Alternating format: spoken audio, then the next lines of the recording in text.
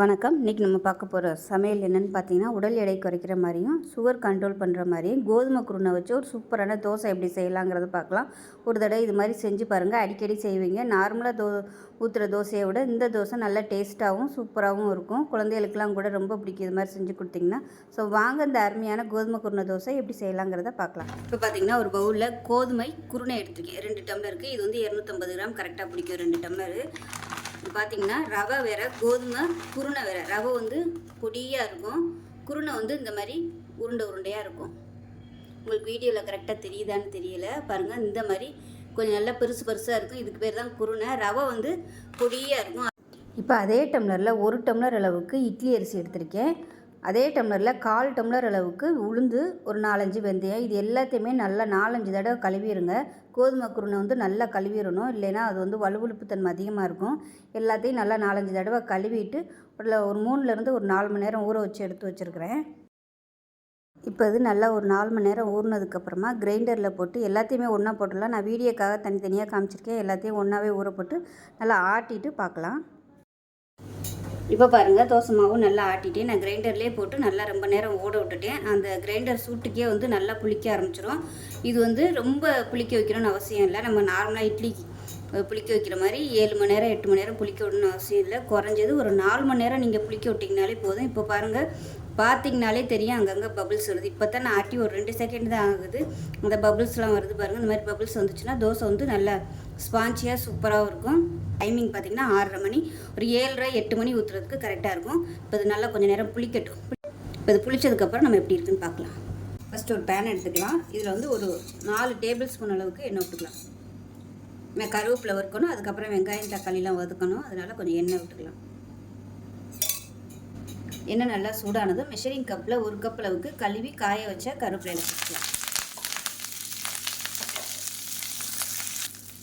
கருவேப்பிலை சட்னி செய்யும்போது ரொம்ப இலை வந்து காஞ்சிருக்கக்கூடாது. காஞ்சிருந்துச்சுன்னா டேஸ்ட் வந்து மாறுபடும். இப்போ இதில் 2 டேபிள் ஸ்பூன் அளவுக்கு உளுந்து சேர்த்துக்கலாம். இதையும் சேர்த்து நல்லா வதக்கிக்கலாம். இப்போ இதில் 15 சின்ன வெங்காயம் சேர்த்துக்கலாம். 4 பல் பூண்டு சேர்த்துக்கலாம். அது கூடவே மீடியம் சைஸாக ஒரு பெரிய வெங்காயம் சேர்த்துக்கலாம். ஃபுல் அண்ட் ஃபுல் சின்ன வெங்காயம் சேர்க்குறனாலும் சேர்த்துக்கலாம், இல்லைன்னா நீங்கள் பெரிய வெங்காயம் சேர்க்குறனாலும் சேர்த்துக்கலாம். உங்களோட விருப்பம் தான். நான் வந்து 2 கலந்து சேர்த்துருக்கேன். இப்போ இதில் ஒரு 7 பச்சை மிளகாய் சேர்த்துக்கலாம். இப்போ இது கூடவே தேவையான அளவுக்கு உப்பு சேர்த்துக்கலாம். ஒரு 1/4 டேபிள் ஸ்பூன் அளவுக்கு கல் உப்பு சேர்த்துருக்கேன். இப்போ பாருங்கள், வெங்காயம் எல்லாம் ஓரளவுக்கு நல்லா வதங்க ஆரம்பிச்சிருச்சு.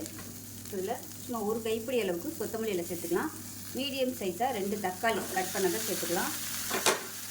இதையும் சேர்த்து தக்காளி நல்லா மசிஞ்சு வர அளவுக்கு வதக்கி விட்டுக்கலாம். இப்போ இதில் சின்ன சுண்டைக்காய் சைஸுக்கு புளி சேர்த்துக்கலாம். இப்போ பாருங்கள், தக்காளி நல்லா வதங்கிடுச்சு. இப்போ இதில் ஒரு 3 டேபிள் ஸ்பூன் அளவுக்கு துருவன தேங்காய் சேர்த்துக்கலாம். இது வந்து ஆப்ஷனல் தான். தேங்காய் சேர்க்காமே இந்த சட்னி செய்யலாம், சேர்த்திங்கனாலும் நல்லாயிருக்கும். ரெண்டுமே ஒவ்வொரு டேஸ்ட்டு கொடுக்கும். இப்போ சூட்லேயே நல்லா பரட்டி விட்டுட்டு கேஸ் அமர்த்திடலாம். ஆற விட்டுட்டு நல்லா அரைச்சிட்டு பார்க்கலாம். இப்போ பாருங்கள், சட்னி நல்லா நைஸாக அரைச்சாச்சு. இது ஒரு பவுலுக்கு மாற்றிக்கலாம். இந்த சட்னி தண்ணியாகவும் வச்சுக்கலாம், கெட்டியாகவும் வச்சுக்கலாம். இப்போ மிக்சியை அலசிட்டு இந்த தண்ணியை வந்து சேர்த்துக்கிறேன். இப்போ எப்பயும் போல் தாளிச்சிக்கலாம். கடுகு, உளுந்து, கருவேப்பிலை, பெருங்காயம் போட்டு தாளிச்சிருக்கேன். அப்படியே அந்த சட்னியில் கொட்டிடலாம். இப்போ மாவு எப்படி இருக்குன்னு பார்க்கலாம். நல்லா ஒரு 1.5 மணி நேரம் ஊறிடுச்சு, அதாவது புளிச்சிருச்சு. நான் வந்து 6:30க்கு ஆட்டி வச்சேன். நல்லா இப்போ மணி பார்த்திங்கன்னா ஒரு 8 மணி ஆகுது. மாவு லைட்டாக அப்படியே பொங்கி வந்துருக்கு பாருங்க. லேசாக அப்படியே பொங்கி இருக்குது, எலும்பி வந்துருக்குது. இப்போ நம்ம வந்து தோசையாக ஊற்றிக்கலாம். கல் நல்லா சூடானதும் தண்ணி தெளித்து சூட்டை குறைச்சிருங்க. ஏன்னா கோதுமை மாவு வந்து திரண்டுக்கிட்டு வராது ஊற்றுறதுக்கு. நான் வந்து தண்ணியாகவே தான் கரைச்சி வச்சுருந்தேன். அதனால் நான் வந்து தண்ணி ஊற்றலை. விருப்பப்பட்டால் நீங்கள் தண்ணியாக கூட நீங்கள் கரைச்சி ஊற்றிக்கலாம். கொஞ்சம்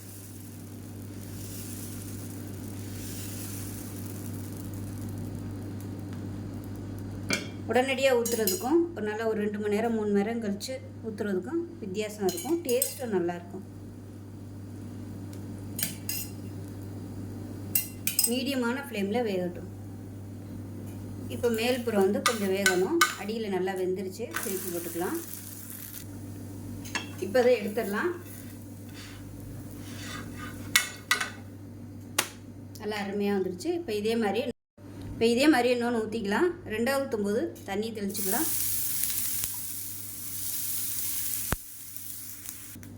நார்மல் தோசை கல்லுனா கூட ஒரு 2-3 தோசை ஊற்றுனதுக்கப்புறம் நம்ம தண்ணி தெளிக்கலாம். ஆனால் அந்த நான்ஸ்டிக் பார்த்திங்கன்னா ஒவ்வொரு தோசைக்கும் தண்ணி தெளித்தா தான் தோசை ஊற்ற வரும், இல்லைன்னா திரண்டுக்கிட்டு வராது. இப்போ இது வந்து நான் தண்ணி ஊற்றி கொஞ்சம் மிக்ஸ் பண்ணியிருக்கேன். இழுக்கையில் உங்களுக்கு நல்லா தெரியும். ஊற்றுனதுக்கும் இப்போ ஊற்றுனதுக்கும் வந்து கொஞ்சம் கெட்டியாக இருந்துச்சு. இப்போ தண்ணி ஊற்றி கலந்துருக்கேன். நல்லா இழுக்க வருது பாருங்கள். மேலாப்பில் என்ன ஊற்றிக்கலாம். தோசை ஊற்றிட்டு அடுப்பு நல்லா அதிகப்படுத்திக்கோங்க.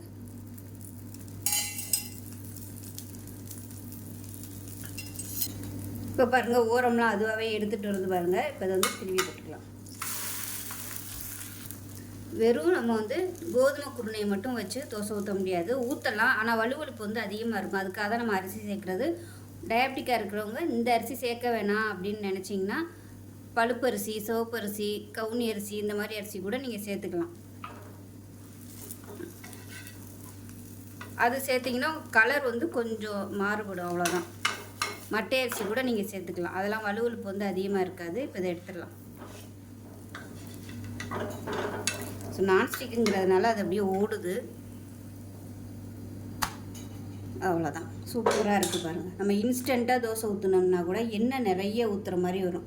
இந்த மாதிரி நம்ம லைட்டாக புளிக்க வச்சு செய்யும்போது இந்த மாதிரி செய்கிறது தான் ஆரோக்கியமாக இருக்கும், டேஸ்ட்டும் நல்லாயிருக்கும். இப்போ பாருங்கள் தோசையும் சட்னியும் ரெடி ஆயிடுச்சு. ஸோ அருமையான ஒரு ரெசிபி. டயட்டில் இருக்கிறவங்களும் இந்த தோசை வந்து ட்ரை பண்ணலாம். டயபெட்டிக்காக இருக்கிறவங்களுக்கு இந்த தோசை ஒரு அருமையான தோசை. டாக்டர்ஸே பார்த்திங்கன்னா கோதுமை குருணை வந்து அதிகமாக யூஸ் பண்ணலான்னு தான் சொல்கிறாங்க. நைட் நேரங்களில் கோதுமை குருணை வச்சு சாப்பிட்லாம் அப்படின்னு. அதே மாதிரி இதிலே வந்து உப்புமா செஞ்சு சாப்பிட்லாம். நான் அடுத்த வீடியோவில் அதை செஞ்சு காமிக்கிறேன். காலையிலையும் நைட்டுக்கும் இந்த மாதிரி குருணையை வச்சு நம்ம இப்போ நமக்கு கோதுமை குருணை தோசையும் கருவேப்பிலை சட்னி ரெடி ஆயிடுச்சு. டயபெட்டிக்காக இருக்கிறவங்களுக்கு இந்த சட்னியும் இந்த தோசையும் ரொம்பவே நல்லது. சுகர் லெவல் நல்லா கண்ட்ரோல் பண்ணும். இதை வந்து ஒரு 2 நாளைக்கு தான் அந்த மாவு வச்சுக்க முடியும், ரொம்பலாம் வச்சுக்க முடியாது. அதனால் அப்பைக்கப்போ காலையில் யூஸ் பண்ணிங்கன்னா நைட்டுக்கும் ஊற்றிக்கலாம். அவ்வளோதான், ஒரு நாள் கூட நீங்கள் வச்சுக்கலாம். அதுக்கு மேலெலாம் வச்சுக்கிட்டிங்கன்னா உங்களுக்கு ரொம்ப புளிப்பு ஏறிடும். அதே போல் மாவு அரைக்கும்போது எடுத்ததுமே தண்ணி ஊற்றிடாதீங்க. ஏன்னா கோதுமையிலேருந்து அந்த பால் மாதிரி வரும். அப்போ வந்து அதுவே நீர்த்து வரும். நம்ம நிறைய தண்ணி ஊற்றிட்டோம்னா ரொம்ப தண்ணியாயிரும். அதனால் தண்ணி ஊற்றும் போது மட்டும் கொஞ்சம் கொஞ்சமாக பார்த்து ஊற்றிக்கோங்க. இதிலே வந்து இட்லியும் செய்யலாம். நான் வந்து இன்றைக்கி தோசை தான் செஞ்சுருக்கேன். இன்னொரு வீடியோவில் இட்லி வந்து செஞ்சு காமிக்கிறேன். ஸோ இந்த வீடியோ பிடிச்சிச்சுன்னா லைக் பண்ணுங்கள், கமெண்ட் பண்ணுங்கள், சேனலை சப்ஸ்கிரைப் பண்ணுங்கள், பக்கத்தில் உள்ள பெல் பட்டனையும் ப்ரெஸ் பண்ணுங்கள். நன்றி.